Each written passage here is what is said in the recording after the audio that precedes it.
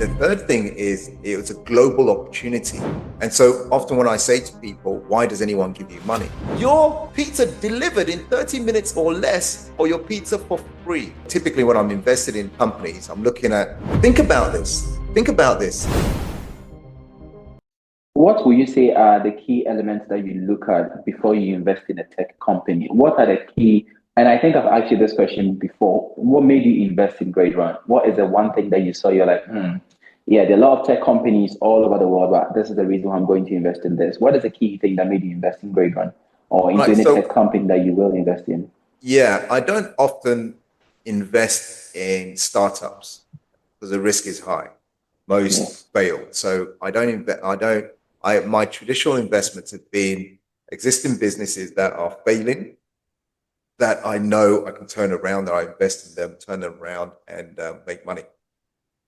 But Grade Run, when I looked at it, the reason why I invested in Grade Run, this education, AI-driven education platform, was one, I knew the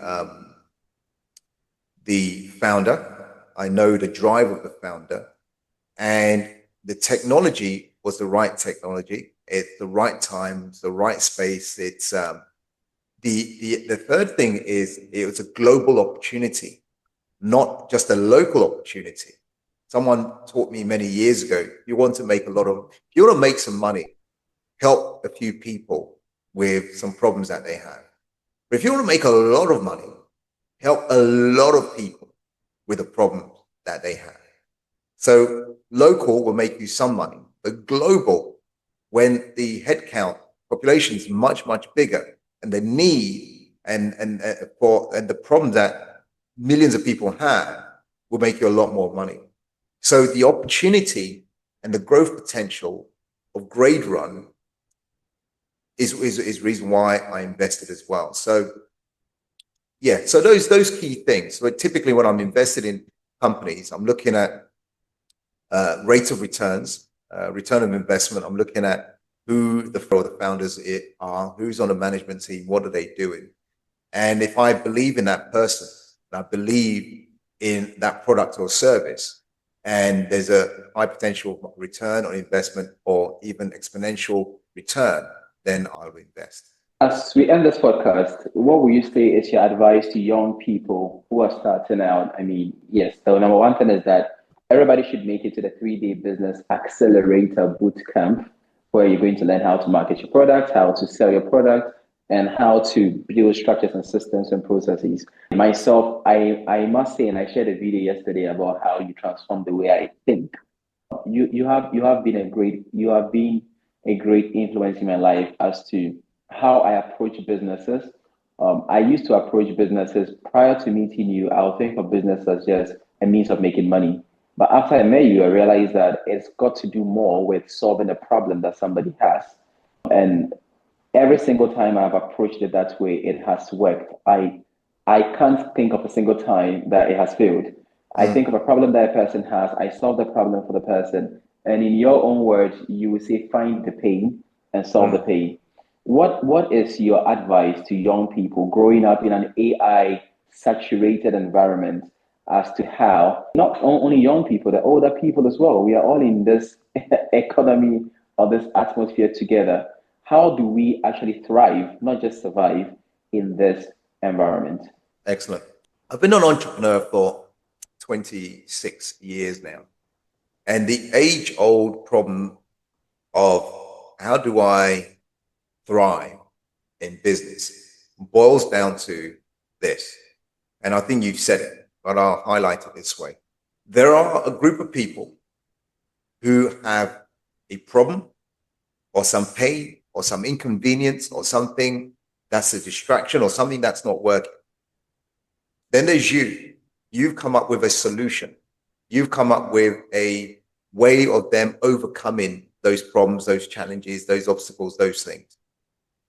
And in between that, we've got to market and sell them on the idea of you can help them with that problem, with the solution. And so often when I say to people, why does anyone give you money? If you're in business, why are they just going to give you their money? Why would they transfer money to you? Well, they've got that problem. They've got that pain. They've got that challenge. They've got things that are not working, things that sometimes are inconvenience. And so why would someone, especially in the Western world, why would someone, or they can go to the supermarket, they can buy their groceries, they can take it home, they can cook it, they can prepare it and eat it. The whole process of going to the supermarket, preparing the food and getting ready to eat the food, that whole process could take an hour, 2 hours, depending on where you live.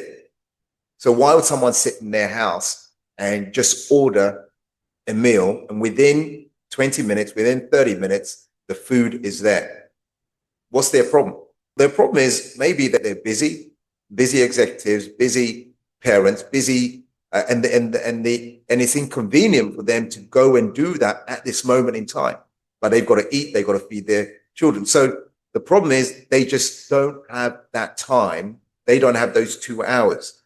So the solution is, let me do this. They have a problem that they don't want and a result they want, but they don't have. And that's why if they want that result and I need to feed my children now, and I need to feed my husband now or my wife now, I'm going to order it in. So it's a convenient situation. And Domino's Pizza many years ago, one of their principles or one of their business models, part of their business model became what? Your pizza delivered to you in 30 minutes or less, or your pizza is for free. Think about this. Think about this. This tagline made Tom Monahan, it made him a billionaire, because before that, people who wanted to order pizza, they ordered a pizza and they order on the phone back in those days. And they say, yeah, it'll be with you. You could be waiting 45 minutes, 1 hour. And imagine it's Saturday night. The family's there. They're watching the game or watching a movie. And the children are now looking at the door. Is it here yet? And they're looking at the window. Is it here yet? Is the pizza here yet? Right? That's a problem they have, they don't want. So that's a problem they have, they don't want. That's the problem that the children don't want. Most importantly, the parent, the mother, the father doesn't want, because he's promised a movie night with pizza. An hour and a half, the pizza is still not here. Domino's Pizza said, your pizza delivered in 30 minutes or less, or your pizza for free. Now, if you're a parent, 29 minutes, 30 seconds. I hope they're late. Ding dong, here's the pizza. Oh, right? And now the family's happy, the children are happy. So when you think about it, what is the problem? What's the inconvenience? Because even if is it because are they buying from you because they want pizza? Maybe you have the best pizza and that's why they come to you. Or maybe they just want pizza for the family. Now, was Domino's Pizza the only pizza company in America? No, they weren't the only one. They weren't the biggest, but there was a problem that they identified in that same niche, in that same marketplace. And they capitalized on that. It made Tom Monahan a billionaire.